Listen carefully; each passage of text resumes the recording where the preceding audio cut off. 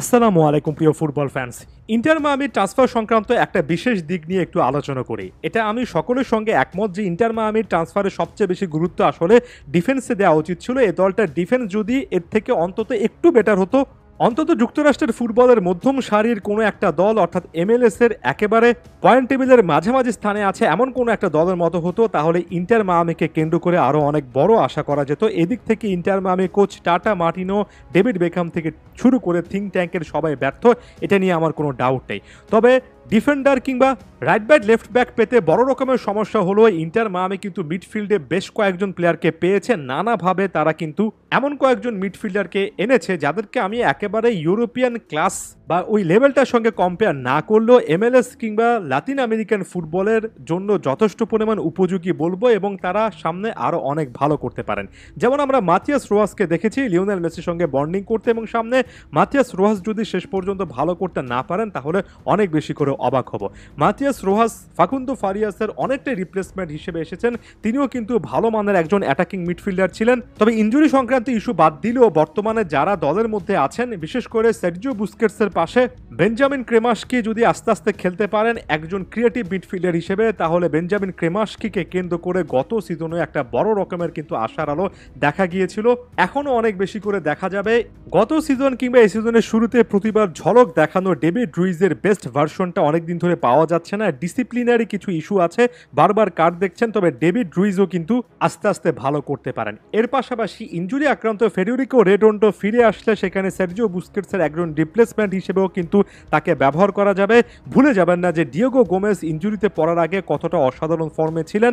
Julian গ্রেসেলকে আমি অনেক বেশি স্কিলফুল বলবো না, তবে তার মুভমেন্টগুলো মিডফিল্ডে অনেক সময় দলের জন্য বেনিফিশিয়ারি হয়, এবং এজন্যই inter Miami coach tata Martino তাকে পুরো সিজন জুড়ে বা যখন থেকে তিনি এসেছেন ম্যাচের পর ম্যাচ খেলিয়ে যাচ্ছেন। আমি যদি আলাদা করে বলি, লিওনেল মেসি নিজেও কিন্তু এখন একজন প্লে মেকার, একজন অ্যাটাকিং মিডফিল্ডার। তবে লিওনেল মেসির আশেপাশে কিংবা তার পেছনে সার্জিও বুস্কেটসের পাশে একজন বেঞ্জামিন ক্রেমাশকি, ইনজুরি ফেরো ডিয়েগো গোমেজ, তার সঙ্গে এই মাথিয়াস রোহাস, এবং পরবর্তী সময়ে যদি ব্যাকআপ হিসেবে প্লেয়ার লাগে তাহলে তো রুইজের মতো প্লেয়াররা আছেন। ইয়ানিক ব্রাইট আরও একজন ফুটবলার আছেন যিনি কিনা মিডফিল্ড এমনকি রাইট ব্যাক পজিশনও খেলতে পারেন। ফেডেরিকো রেডন্ডো কিংবা এই হুলিয়ান গ্রাসেল সব মিলিয়ে সত্যিকার অর্থে ইন্টার মায়ামির কাছে MLS এর মান বিবেচনায় আসলেই গত সিজনের তুলনায় বেটার একটা মিডফিল্ড আছে। আমার কাছে মনে হয় সার্জিও বুস্কেটসের পাশে যদি মাথিয়াস রোহাসকে রেগুলার খেলানো হয় এবং তার সঙ্গে যদি ডিয়েগো গোমেজকে খেলানো হয় এবং সাবস্টিটিউট হিসেবে আস্তে আস্তে বেঞ্জামিন ক্রেমাশকিকে ইউজ করা হয়, খুবই ব্যালেন্সড একটা মিডফিল্ড আসলে ইন্টার মায়ামি তৈরি করতে পারবে, যারা লিওনেল মেসিকে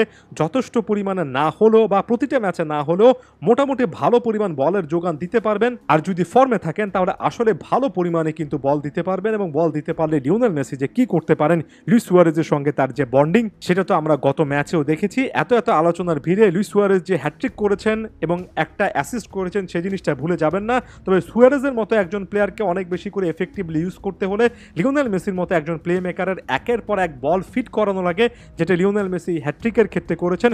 সবগুলো বল তিনি বানিয়ে দিয়েছেন। তবে লিওনেল মেসির একেবারে পূর্ণাঙ্গ ফুল ফর্ম দেখতে হলে খুব ভালো মানের মিডফিল্ডের আশেপাশে থাকা লাগে। গত সিজনের তুলনায় এই মাথিয়াস রোহাস, বেঞ্জামিন ক্রেমাশকি, ডিয়েগো গোমেজ সমৃদ্ধ এই মিডফিল্ডটাকে সার্জিও বুস্কেটসের পাশে যথেষ্ট শক্তিশালী বলে মনে হচ্ছে।